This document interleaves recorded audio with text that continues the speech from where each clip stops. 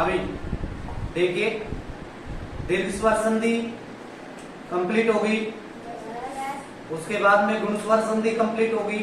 एक बार दोहरान कर लेते हैं। दीर्घ स्वर संधि का नियम क्या कहता है?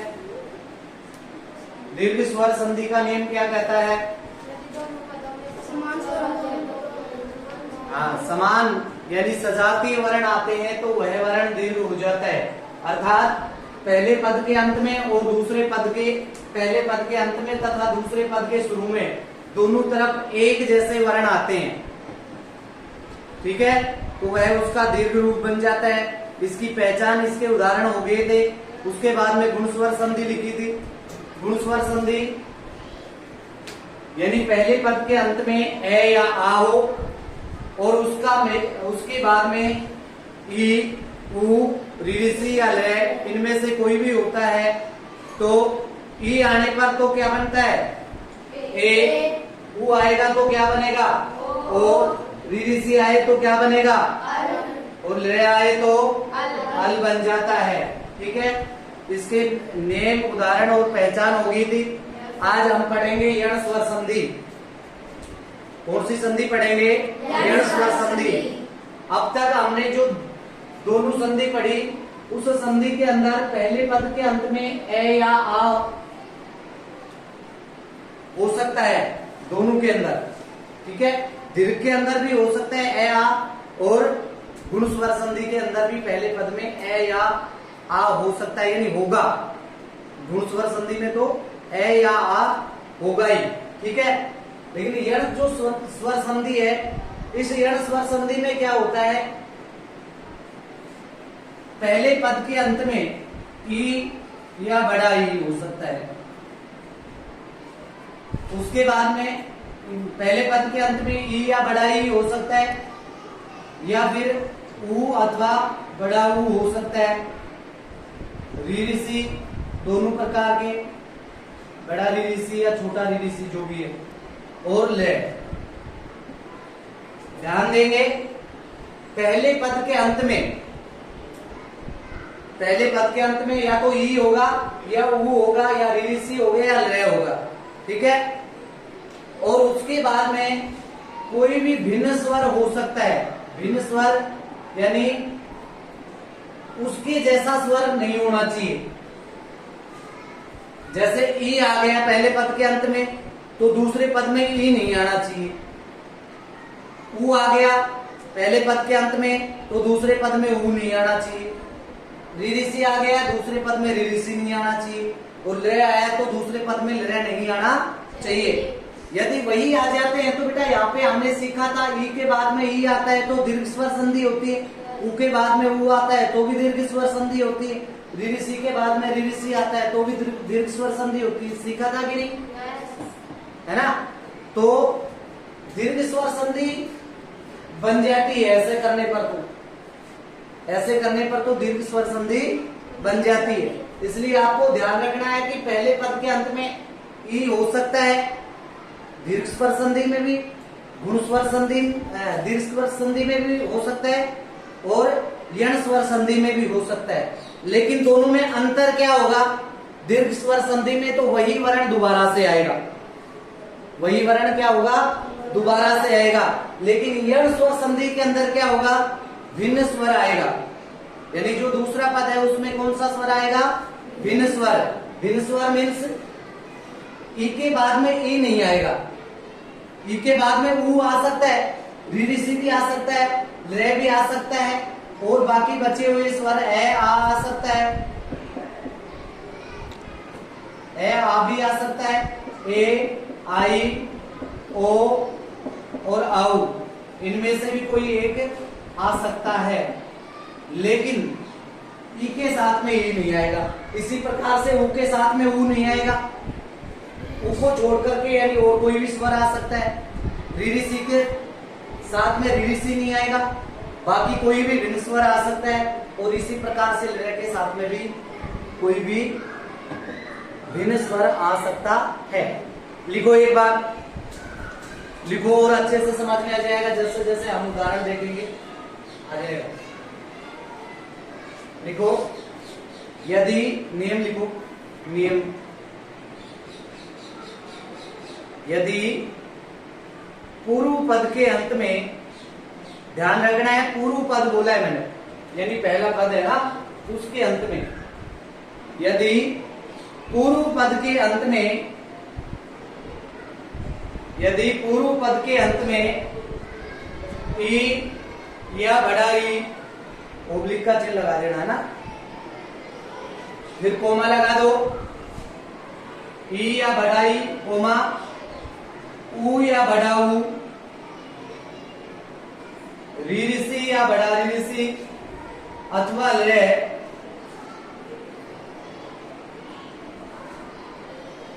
दोबारा से ध्यान देंगे, यदि पूर्व पद के अंत में ई या बड़ा ई, ऊ या बड़ा ऊ, रीरिसी या बड़ा रीरिसी अथवा लरे आए और उसका मेल किसी भी भिन्न स्वर से, किसी भी भिन्न स्वर से हो, किसी भी भिन्न स्वर से हो तो क्रम से है, तो क्रम से है। लिखना आता ना सही से क्रम से? किसी को दिक्कत हो तो बोर्ड पे देख लेना। तो क्रम से है,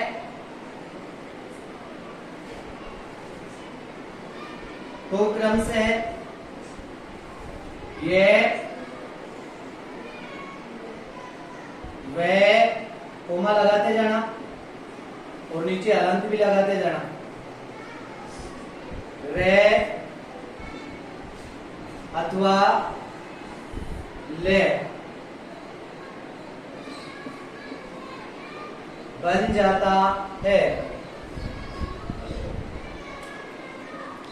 बन जाता है। लिख लिया? एक बार समझो, मैंने लिखवाया है यदि पूर्व पद के अंत में ई आ जाए, ई का मतलब दोनों प्रकार के ई, छोटा ई भी हो सकता है, बड़ा ई भी हो सकता है, ठीक है। इसी प्रकार से ऊ आ जाए, दोनों रीरिसी में से कोई भी आ जाए, दोनों रीरिसी में से, अथवा ले, इनमें से कोई भी आता है पहले पद के अंत में, पहले पद के अंत में ई, ऊ, रीरिसी या ले, इनमें से कोई आता है और उसका मेल किसी भी भिन्न स्वर से होता है, अर्थात सेम सजातीय वर्ण है ना, उसको छोड़ करके बाकी किसी भी स्वर के साथ में उनका मेल होता है, भिन्न स्वर के साथ में, तो इनका यह बनेगा। जो क्रम से लिखवा है ना, क्रम से का अर्थ क्या होता है, यानी ई है ना, ई किस में बदलेगा, ये के अंदर, ऊ किस में बदलेगा, वे में, रीरिसी रे में, और ले किस में बदल जाता है, ले में बदल जाता है। ठीक है, यहां तक समझ में आ गया? देखेंगे इसके उदाहरण। इसको मैं ऐसे ही रखता हूं, देखो जैसे प्रति प्लस अक्ष, प्रति प्लस अक्ष है, लिखने में तत्परता मत दिखाओ, अभी आराम से लिख लेना। एक बार देखो, प्रति प्लस अक्ष है। अभी देखो बेटा, मैंने बताया है कि पहले पद के अंत में ई आ जाता है और उसका मेल भिन्न स्वर से होता है। यहाँ देखो, पहले पद के अंत में क्या आया है, ई आया ना, पहले पद के अंत में क्या आया है, ई, और उसका मेल किसके साथ में हो रहा है, जो कि एक भिन्न स्वर है। स्वर तो है लेकिन सेम नहीं है, सजातीय स्वर थोड़ी है।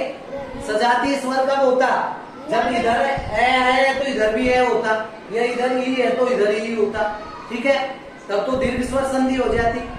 पहले पद के अंत में ई और उसका मेल किसके साथ में हो रहा है, भिन्न स्वर के साथ में, अर्थात ए के साथ में हो रहा है। तो जो ई है उस ई का क्या बनता है, यहाँ पे क्या बचेगा, देखो इधर देखो, तय कैसा हो गया, आधा हो गया ना। इसका जो ई है उस ई का क्या बनेगा, ई का क्या बनेगा, ये भी कैसा होगा, आधा, भी नेम में है, आधा ये हो गया। उसके बाद में क्या है, ए। ऐसे कैसे लिख दो बचा हुआ उसको, ए और अक्षय है ना, अक्षय हो गया। अब इसको हम शुद्ध रूप में कैसे लिखेंगे, इसको शुद्ध रूप में कैसे लिखेंगे, त्रे आधा तय ये अक्षय है ना। ये तो सब पता चल ही रहा होगा, ये तो पता चल ही रहा है भी। यहाँ पे तय के बाद में, अब देखो तय को पूरा नहीं किया क्योंकि उसके बाद में व्यंजन वर्ण है। जब भी व्यंजन वर्ण के बाद में व्यंजन वर्ण आता है तो फिर वो व्यंजन, पहले वाला व्यंजन वर्ण है वो पूरा नहीं होगा। पूरा कब होगा, जब उसके आगे स्वर होता है। तो इसमें हमने ए मिला दिया, ये पूरा हो गया, क्या बन गया, प्रत्यक्ष है। और देखो प्रति प्लस एकम, प्रति प्लस एकम, बताओ क्या बनेगा, प्रत्येकम। कैसे बना, समझ में आ गया? एक बार और समझा देता हूं, देखो इधर।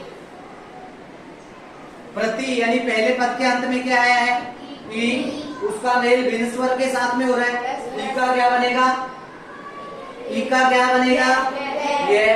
तो क्या बना, प्र आधा तय, ये आधा हो गया ना, ई का ये बन गया। उसके बाद में ए आया है तो ए की मात्रा लगा दी, हलन गायब। और कै मैं, ऐसे कैसे, आधा तय है, आधा तय करके लिख दिया, प्रत्येकम।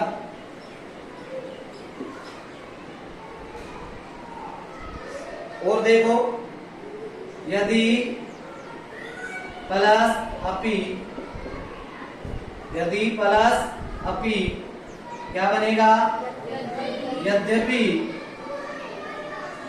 इसको एक बार और, इस उदाहरण को समझो एक बार।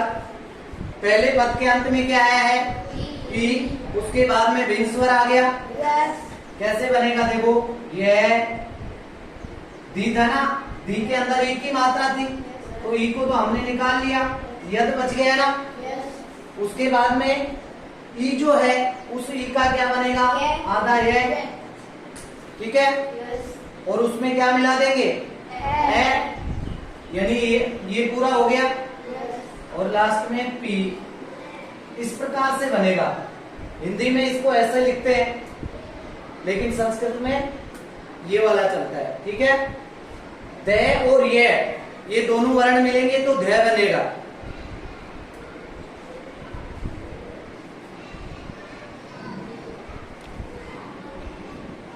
और देखो, हाँ देख, इति प्लस आदि, पहले पद के अंत में ई, उसका मेल आ के साथ में हो रहा है यानी भिन्न स्वर के साथ में हो रहा है। तो यहाँ पे ई आधा तय, ये के आगे आ की मात्रा लगा देंगे, आगे आ है ना, आदि इत्यादि, ठीक है। बहुत हो गए इसके एग्जाम्पल, ओके देख लेते हैं अब कुछ एग्जाम्पल, ओके कुछ एग्जाम्पल देख लेते हैं। इधर लिख देता हूं,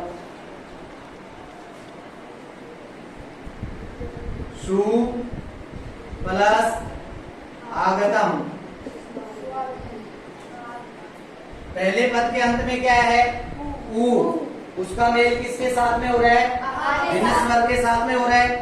तो ये जो उ है इसका क्या बन जाएगा, वह। इधर आधा से बच गया, उ का बन गया वह कैसा है, आधा, लेकिन आगे स्वर आ रहा है तो ये स्वर हम स्वर की मात्रा मिला देंगे यानी आ की मात्रा लगा देंगे। और गैत में, ठीक है, हो गया। और देखो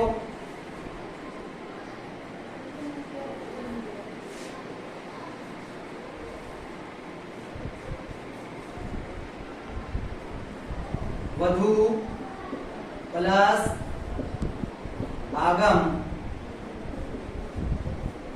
पहले पद के अंत में क्या है, मैं के हलंत नहीं लगा, वधु, पहले पद के अंत में ऊ आ गया, उसका मेल किसके साथ में हो रहा है? आ के साथ में हो रहा है। क्या बनेगा? वह आधा ध, वह क्या वह और आगे आ की मात्रा लगाएंगे, वध्वागम।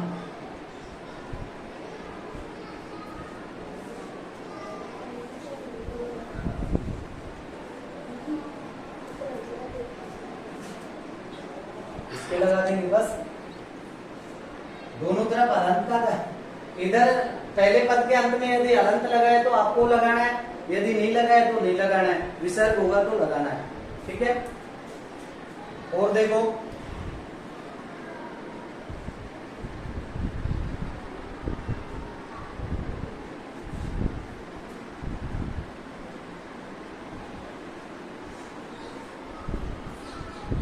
मधु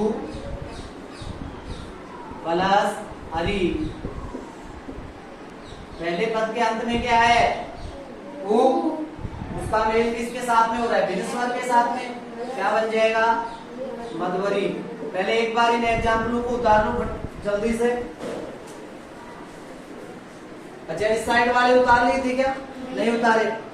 पहले इस साइड वाले उतार लो, मैं इनको मिटा देता हूं।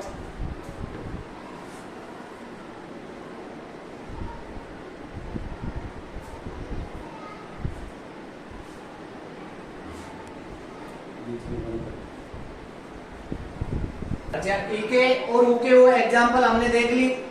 अब देखो रीडी सी के देखते हैं। पितृ प्लस अनुमति, पहले पद के अंत में क्या है? रीडी सी, उसके बाद में ए आ गया। इस एग्जाम्पल को ध्यानपूर्वक देखना।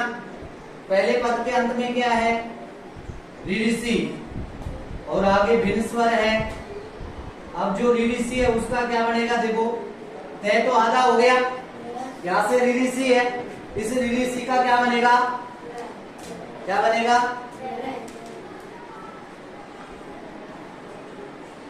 रे, रे आधा हो गया। उसके बाद में ए आए, इसको ऐसे कैसे लिख देंगे? एनुमति। ठीक है, ऐसे बनेगा ना। लेकिन इसको लिखेंगे कैसे? इसको लिखेंगे कैसे? देखो, पी का पी रह जाएगा, पी। तय के अंदर रे को मिला सकते हैं कि नहीं? मिला सकते हैं बेटा, संयुक्त व्यंजन वर्ण में सिखाया था ना। तय और रे दोनों मिलेंगे तो त्रय आधा हो गया ना। उसके आगे ए है तो ये हलंत भी क्या हो गया? गायब। नुमति, पितृनुमति, पितृनुमति है ना। समझ में आ गया कैसे बना है? ये जो तय और रे था ना, इसका त्रय तसूल बनता है, आपको बताया था संयुक्त व्यंजन वर्ण करवाते समय। और देखो, मातृ प्लस आज्ञा, क्या बनेगा? मात्राज्ञा। समझ में आ गया? भी पहले पद के अंत में रीरिसी है, रीरिसी का क्या बनेगा? रे, रे बनेगा ना। तय और रे मिलेंगे तो त्रय बन जाएगा। आ की मात्रा है तो आ की मात्रा लग जाएगी, मात्राज्ञा। ठीक है। भ्रातृ प्लस आदेश है, क्या बनेगा? भ्रात्रा, भ्रात्रादेश है। ये जो एग्जाम्पल है इनको विशेष तौर पे आपको याद रखना है। यहाँ पे कंफ्यूजन हो जाता है, यहाँ पे कंफ्यूजन हो जाता है। ठीक है। यण संधि और गुण संधि है, इन दोनों के अंदर कंफ्यूजन होता है। तो इस प्रकार के एग्जाम्पलों को विशेष तौर पे याद रख लेना। ठीक है, क्लियर? उतार लो इनको भी। अच्छा, इसके साथ में ले के और करवा देता हूं, एक साथ उतार लेना। ले प्लस आकृति, पहले पद के अंत में क्या है? रे, पहले पद के अंत में क्या है? रे। इसका मेल किसके साथ में हो रहा है? भिन्न स्वर के साथ में, तो ले का क्या बनेगा? ले, ले कैसा हो गया? आधा। उसके बाद में आ है, तो सीधी सीधी आ की मात्रा लगा दें, और ये कृति बच गया। इसको ऐसे कैसे लिख देंगे? क्या बन गया? लकृति। और देखो, ले प्लस आदेश है,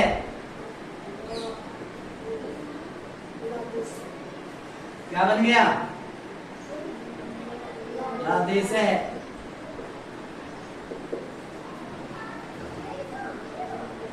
ले प्लस अकार है, क्या बनेगा? लकार है। उतार लो ये एग्जाम्पल।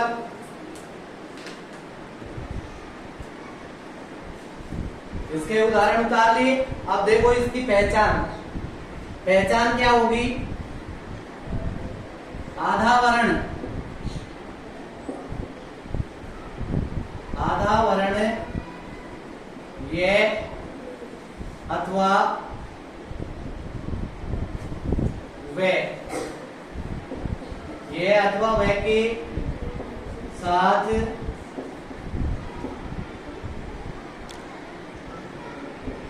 जुड़ा हो।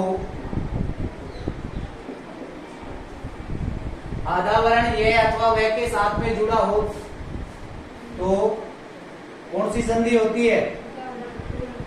यण स्वर संधि होती है। यण स्वर संधि होगी।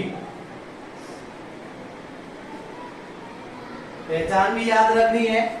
आधा वर्ण ये के साथ में अथवा वह के साथ में जुड़ा हो तो वहां पे यण स्वर संधि होगी। जैसे हमने उदाहरण देखे थे ना बेटा, उदाहरण देखे थे जैसे प्रत्यक्ष है,